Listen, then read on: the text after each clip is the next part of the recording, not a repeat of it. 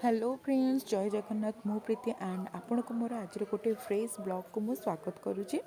तो आज बहुत ही जोर वर्षा होता तो से आम घर को आसी चिकेन। तो मु भाविली कि चिकेन करी रेसिपी आपण मान सहित शेयर करी। तो चिकेन करी रेसिपी जानी थे एंड बट मु केमी कौ तरीके चिकेन रेसिपी बनाए तो सेटा मुझे सहित शेयर करी। मझे छोट छोट टिप्स भी शेयर कर जोटा मु करे स्पेशली। तो आपण मैंने जब करेंगे आपणकर चिकेन करी भी बहुत ही टेस्ट हम। सो चलते वीडियो स्टार्ट करेंगे एंड वीडियो को शेष पर्यटन देखिए।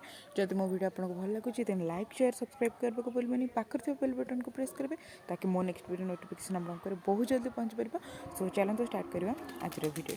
फ्रेंड्स देखो पागटा केमती पूरा मेघुआ मेघुआ पाग एंड ता सहित पूरा चिकेन खाइबार मजा पूरा आसी।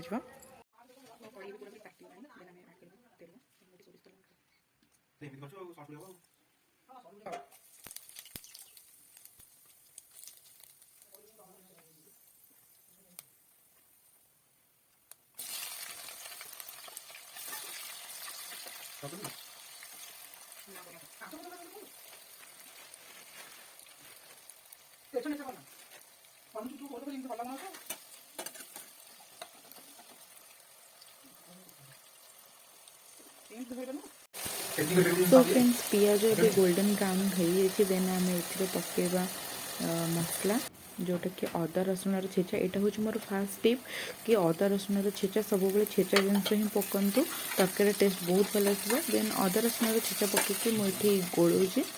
देन अदा रसुण छेचा पकई सारापर मुझे पकेबी हल्दी पाउडर। देन मु ऐड करी काश्मीरी रेड चिली पाउडर तरकारी को रेड कलर करने को हेल्प कर।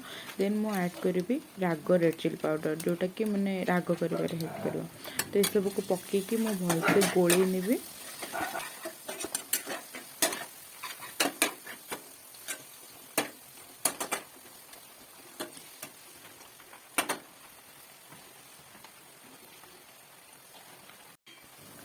देन मुझे ऐड करी लुण। आपण स्वाद अनुसार लुण ऐड करेंगे। समस्ते चिकेन पकेला लुण पकड़ते बट मैं मसला सहित ही लुण पकाए कहीं मसला सहित लुण पकड़े मसलाटा जल्दी सीझीज एंड लुण भी तादर मसला देर बहुत जल्दी पशिज से भी सीझी मसला तो शीघ्र सीझार हेल्प कर। तो मसलाटा सागे सागे बनीज तो से मुझे लुण ऐड कली। तो ये मसलार पूरा तेल बाहर जाइए। देन आम ये ऐड करवा चिकेन।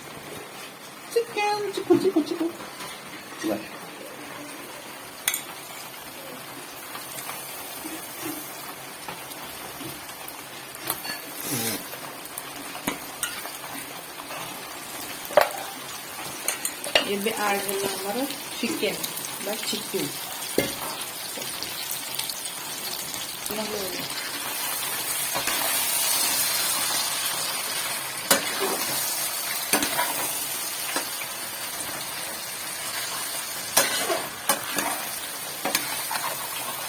माल पूरा मोफी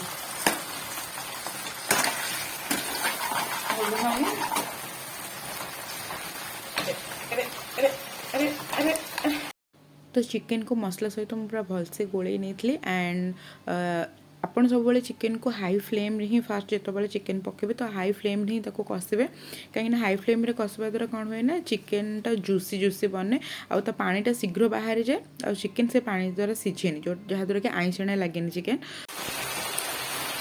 तो ये चिकेन भी पूरा पानी मरी चिकेन भी पूरा बड़ी से कोट मसला।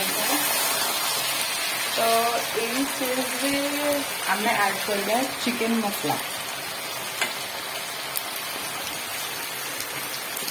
चिकेन मसला ऐड कली एंड मोर गोटे टिप्स ये मुझे टमाटो ऐड करी से भी गोटा टमाटो बिना काटिकी गोटा टमाटो ऐड कले चिकेन टेस्ट बढ़िया आसे।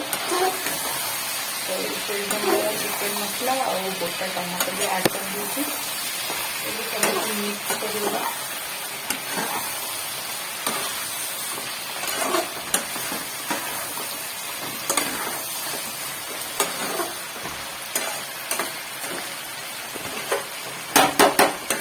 सब मिक्स कर घोड़े दबा जेहेतु चिकेन रो पानी सब मरी जाइए लो मीडियम फ्लेम रे बसैया।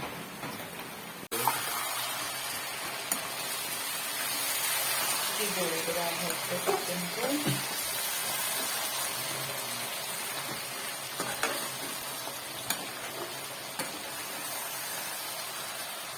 गोटा टमाटो पड़े चिकेन सहित मिसी जाए और चिकेन रो फ्लेवरटा आसे तो से चिकेन बेसी टेस्ट लगे। आउ टिके घोड़े देना।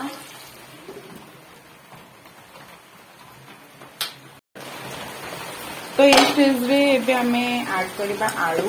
आपण चाहिए फ्राइड आलू भी ऐड कर पारे बट मु कंचा आलू ये ऐड करछि। कंचा आलू रो टेस्ट भी कुछ अलग है तो ये ऐड करुच्छी आलू आपको पूरा मिक्स करदेवा सब चिकेन जगह।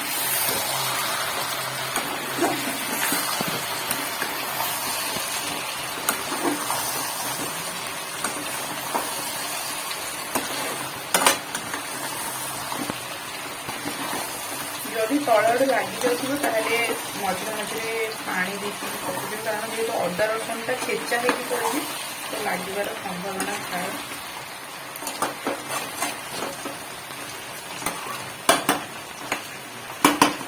तो ये ऐड आलू देन आपको लो मीडियम फ्लेम रे आउ 10 मिनट छाड़ीद।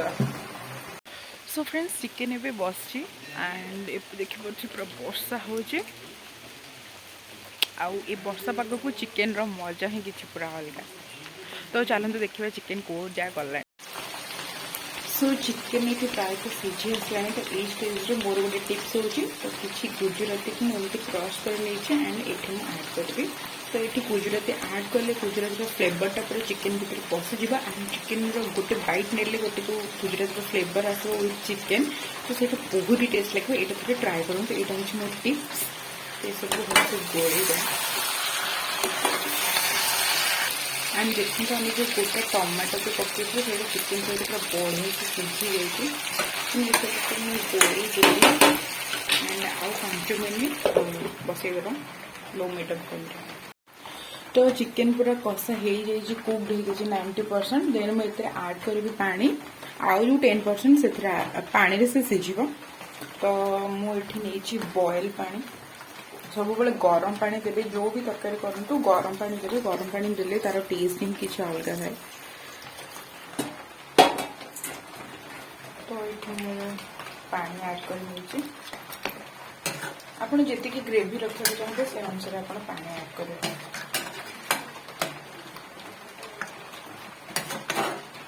तो आलू भी ऑलमोस्ट सीझी चिकेन भी ऑलमोस्ट सीझी। सो ये आपको लो मीडियम फ्लेम रे घोड़े की आउ 5 ରୁ 6 मिनट छाड़देवा। सो फ्रेंड्स फाइनली चिकेन ये हो जाए। देन ये स्टेज रे मैं ऐड करती कुछ कसूरी मेथी।